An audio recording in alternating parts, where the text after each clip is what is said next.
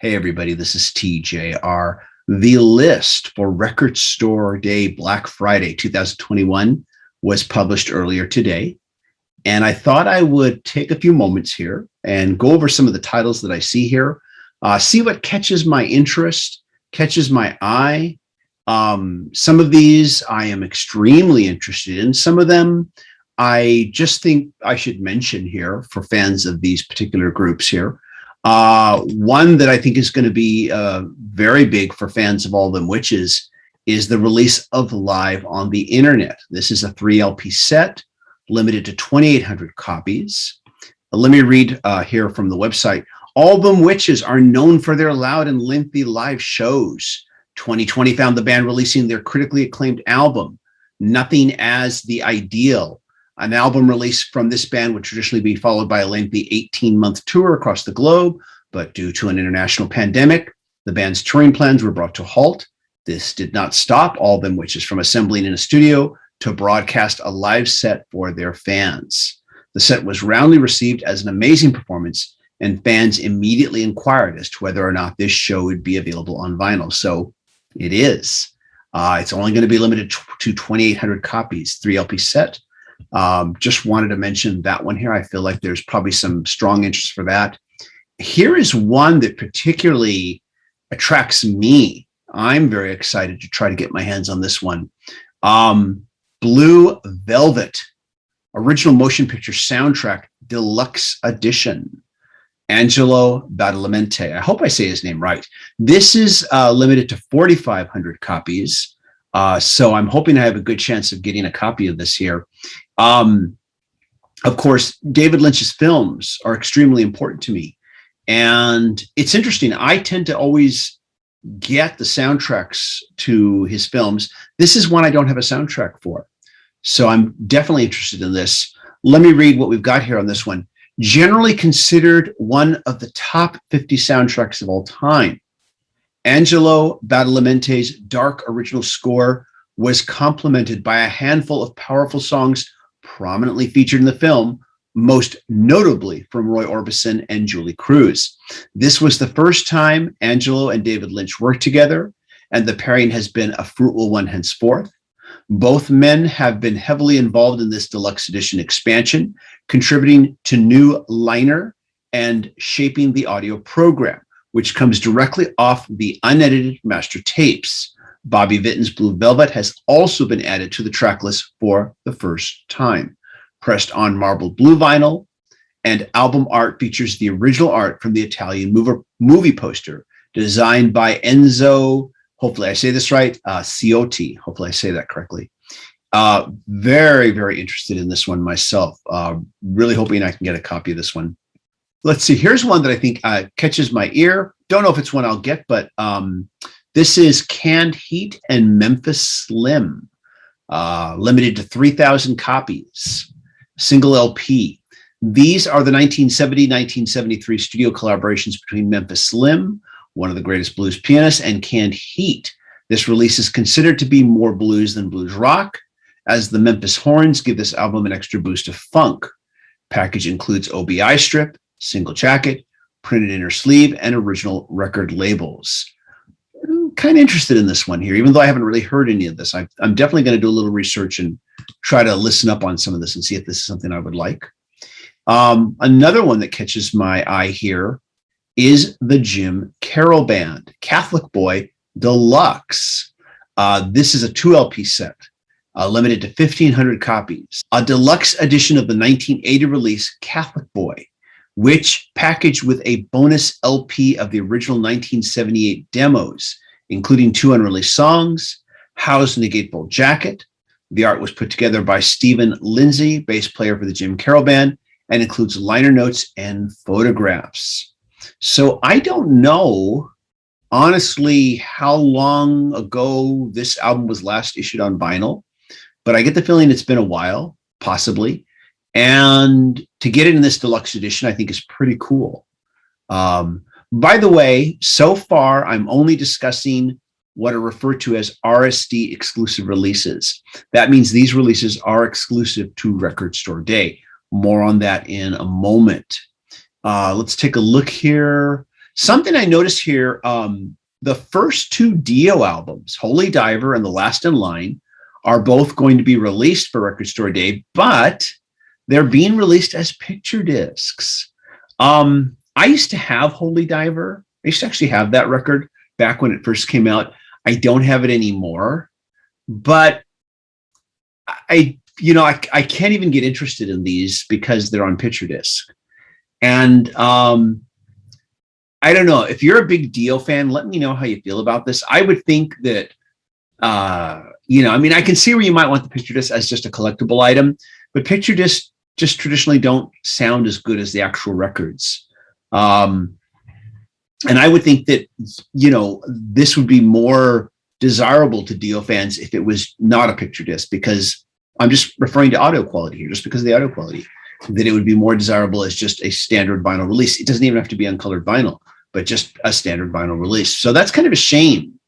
I remember last year, Heaven and Hell, not last year, excuse me, at the previous Record Store Day, Heaven and Hell was available, but only as a picture disc. So I just was not interested. I would have liked to have gotten that on vinyl. I think it's probably already available though. Let's take a look here. What else here looks interesting? Mild interest for Fleetwood Mac Alternative Live. This is basically a resequencing of the Fleetwood Mac album, a 14-song LP pulled from the Fleetwood Mac Super Deluxe release, including a further 7 songs from the Tusk Tour, 4 from the 1977 Rumors Tour, and 3 from the 1982 Mirage Tour, released for RSD Black Friday for the first time on double vinyl. These are all live tracks, and these are all tracks from, basically it's recreating the album, but with live tracks is what it's doing.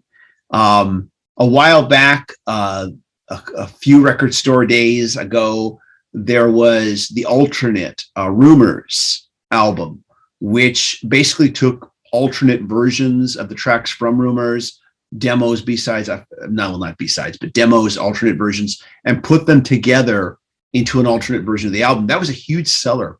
Maybe they're hoping the same with this. I would think they are, because the quantity is 6,000 copies, so they want to make sure that there's plenty available. I don't know. I'm not quite that interested in this one myself. This caught my eye. Billy F. Gibbons, Hardware. This is only on CD. And here's what's interesting about this here.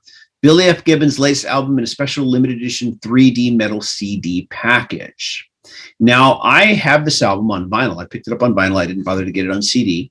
So to me, this is interesting. If I'm going to get it on CD, this would be the way to do it with this exclusive packaging. It's limited to 2,000 copies. We'll see what happens.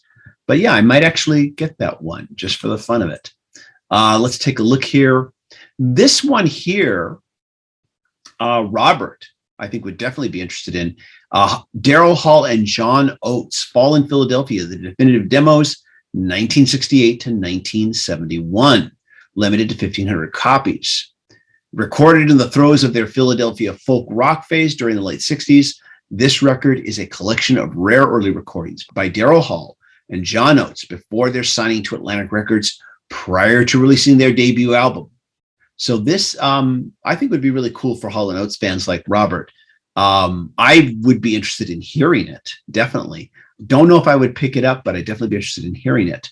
And of course, this is also a Record Store Day exclusive.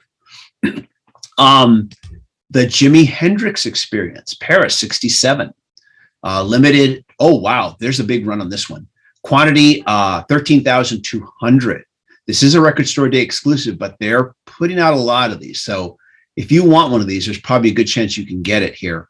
Let's read from the actual website here. Another amazing release from the official Jimi Hendrix bootleg label, Dagger Records. This raw, direct to 2-track live recording from the Olympia Theater in Paris was captured for French National Radio and documents the Experience's triumphant return to France almost 1 year from the date of their 1966 debut. Recorded on October 9th, 1967, the Experience were in top form, roaring out of the gate with Stone Free and following with vibrant renditions of Hey Joe, Fire, The Wind Cries Mary, and Catfish Blues, Rock Me Baby, and a compact Red House, prefaced a grinding muscular take of Purple Haze, followed by Wild Thing. And so this is being released on red and blue mixed vinyl, it says here. And so, yeah, this sounds pretty cool. Although I should mention the term, this raw direct-to-track live recording, kind of have to wonder if that's referring to the audio quality being very raw, that it's not going to be great audio quality. Still, it is the Jimi Hendrix Experience. And so, yeah, they're certainly putting up plenty of these, though. 13,200. This is the largest run I've seen so far. But still, definitely got some interest here. Iron Maiden's first album here, I noticed. Now, I should mention, I don't know why, I've been thinking about this lately. Iron Maiden is a band that, for whatever reason, I never really explored. I don't want to say I don't like them, because I don't have any reason to not like them. I've heard, their radio hits and have liked those, but for whatever reason, I've just never really fully explored them in any great length or detail. But this is their first album, but unfortunately, again, it's on picture disc. And I would think that most Iron Maiden fans would rather have it on straight up vinyl. Unless, of course, it's already widely available, in which case the picture disc provides a collectible item. But apparently this is celebrating the 40th anniversary, and it is an exclusive. So I have a feeling probably Iron Maiden is probably going to do something of their own, and this is just the collectible here for the hardcore fans. Another one here that caught my eye is Carole King in concert live at the BBC, 1971. Limited to 6,550 copies. Recorded live for the BBC in concert series in 1971 and produced by series producer Stanley Dorfman. Carole King performs hits from the seminal album Tapestry, never before released on vinyl. And this is an exclusive again. I should mention Ozzy Osbourne's No More Tears, 9,200 copies, but as a 12-inch picture disc. And again, I just can't help but feel that fans by and large are going to want to have the actual album, not a picture disc version, unless, of course, there are plans by Ozzy and his people to do their own vinyl release for it as well. Apparently, this was released on vinyl recently, but only as part of a really large, expensive set. And this is a way to get it, without having to purchase that set. Now, here's one that really attracts me and that I'm extremely interested in. And this is Stray Cats live at Rock Palace, 3 LP set, quantity 1,750 copies. So this is very limited here. This set presents 2 Stray Cat shows recorded in Germany at the height of their powers. The first set is actually the latter of the 2, 1983, recorded just before the release of their 3rd album, as they're planning a big outdoor festival. The second set is earlier, from 1981, and you can hear a hungry young band as they tear into their set with a punk ferocity. This release lets you hear how exactly the Stray Cats established their reputation as a great live band.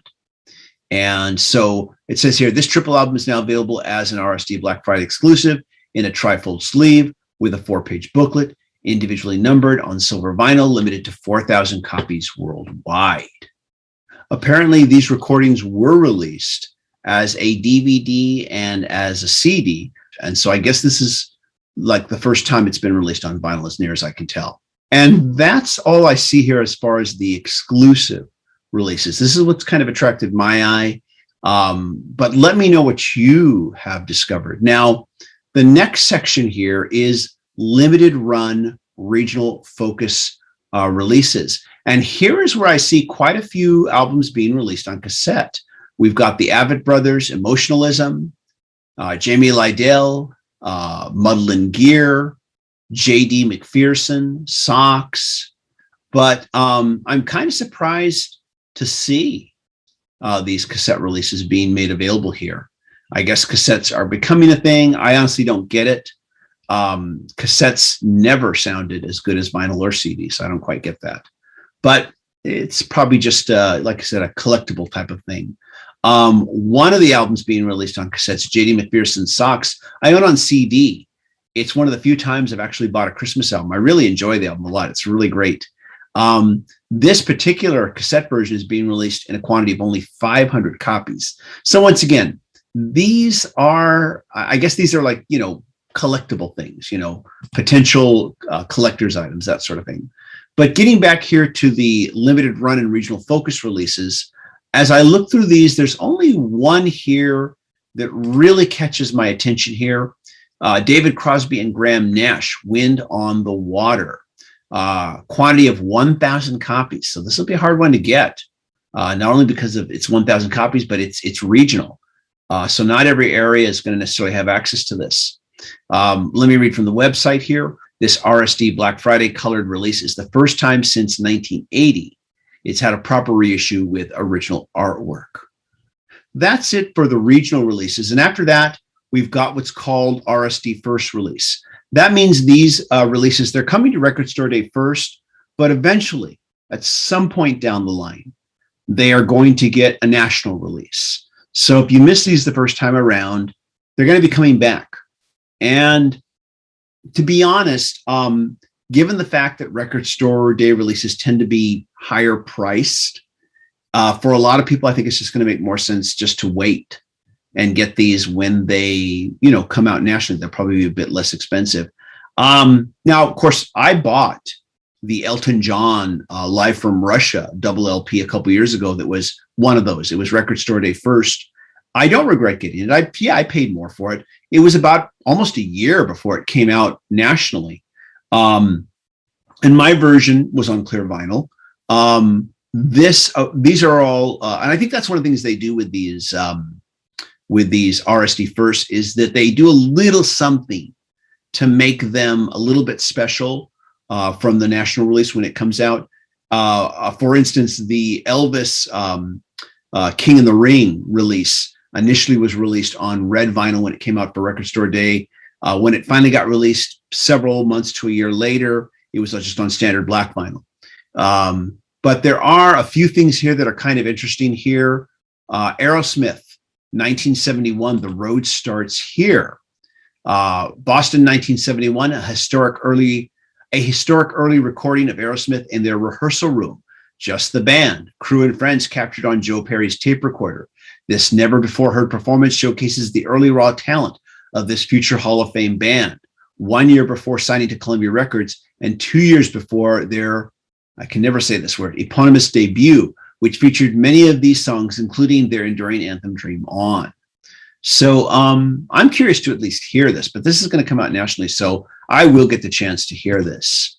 Let's see if there's anything else here that catches my eye here as far as the RSD First releases. And I guess it just depends on how much you want to hear these early versus later. One that catches my attention here is Screamin' Jay Hawkins, My Little Shop of Horrors, limited to 1,300 copies. One of rock and roll's pioneers of shock rock, the indescribable Screamin' Jay Hawkins, paved the way for music performance, art, and glam artists to come. His classic I Put a Spell on You, included on this set, was banned from radio in 1956 for sexual overtones. In 1972, he released A Portrait of a Man and His Woman, long out of print. It was re-released on CD in 2001 as My Little Shop of Horrors, adding a recording of a signature hit, I Put a Spell on You, which included cover versions of Conway Twitty's It's Only Make Believe, Fats Domino's Please Don't Leave Me, and Jesse Belvin's Guess Who. This 12-track CD reissue makes its vinyl debut here. So this will be coming out, of course, later anyways, but it does intrigue me here. Here is one, Big Mama Thornton, Sassy Mama, live at the Rising Sun Celebrity Jazz Club. Limited to 1,500 copies, but this is going to come out nationally. Let me read from the website. Willie Mae Big Mama Thornton is an American blues legend known as the amazing voice behind the original Hound Dog and Ball and Chain. She sadly passed away in 1984 at the young age of 57 after a hard life in the music business. Having added a female voice to a field that was dominated by white males, and her strong personality transgressed stereotypes of what an African-American woman should be. This transgression was an integral part of her performance and stage persona. Recorded live in 1977 at Montreal's infamous Rising Sun Celebrity Jazz Club. This release was remastered for its first ever vinyl release and includes her biggest songs, plus unreleased material and a new cover painting by John Ruman. So yeah, so this is apparently going to get a national release, but if I run across this, I might just pick it up anyways. One here that I know Superfan is going to want to get, U2 Gloria 40th Anniversary. This is basically an EP. It features the original, of course, studio version of Gloria, plus 3 live versions from 3 different decades. Pressed on 180-gram sun yellow vinyl, cut at 45 RPM, full color gatefold outer sleeve with high gloss finish, featuring portraits of the band, a large poster with montage of photos from the various live shows across the decades. One other album that catches my eye here, Blackberry Smoke, Stoned. Quantity 2,500 copies. This album was recorded, mixed, and mastered live to a vinyl master in one take on the evening of November 6, 2020 at Welcome to 1979 Studio in Nashville. There were no overdubs, edits, punch-ins, remixes, or remastering. This type of recording is very rare due to the technical and creative difficulty associated with it. Once the recording is started, it cannot stop until the end of the side. You are hearing one complete take per side of the record, which is no easy feat for all involved. We've got another release from Canned Heat here. Canned Heat entitled Friends in the Can. Limited to 2,000 copies. First time ever on vinyl, a star-studded album with Canned Heat. Friends like John Lee Hooker, Taj Mahal, Mike Finnegan, Roy Rogers, Walter Trout, along with original Canned Heat alumni, Fito de la Parra, Larry Taylor, Harvey Mandel. If I mispronounce anybody's names, my apologies. This is going to be released in a can-shaped die-cut album cover with tobacco brown vinyl. I know that some YouTube bloggers have expressed a certain amount of concern with the whole record store day first versus exclusive, that everything should be exclusive, and I won't argue with that. I can understand why some artists and labels want to have some of these releases, have the ability to release these nationally later on down the line. So far from what I've seen, they try to make the record store day release exclusive by having it on colored vinyl versus black vinyl when it finally does come out nationally, just to give the record store day buyers something a little extra, something that keeps what they bought more exclusive to those numbered copies. I won't complain too much as long as they keep doing that, but I definitely understand the criticisms about that, because record store day is supposed to be helping, the smaller record stores, not the big boxes, not the big companies like Amazon and such. I do think there should be more CD releases on record store day. I know it's called record store day, but in the earlier days, I think there were more CD releases. And I think there should be something for the people who are maybe, not particularly big vinyl fans, but they're still music fans, and they still want to get something exclusive, something unique on that special day. And I think it should be, record store day is kind of like Christmas for vinyl fans, which is great, but it should also be Christmas for music fans who aren't into vinyl and still get CDs. I still buy CDs. So I think there should be more, once again, more for them. And I've said this before, and I just want to say that again. But at any rate, let me know what you think. What caught your eye? What are you really interested in? And leave a comment. If you like what I'm doing here, be sure to click a like, click subscribe, and smash the bell notification icon so you can know when I release new videos. Everybody, thank you so much for watching, and looking forward to Black Friday Record Store Day. Bye.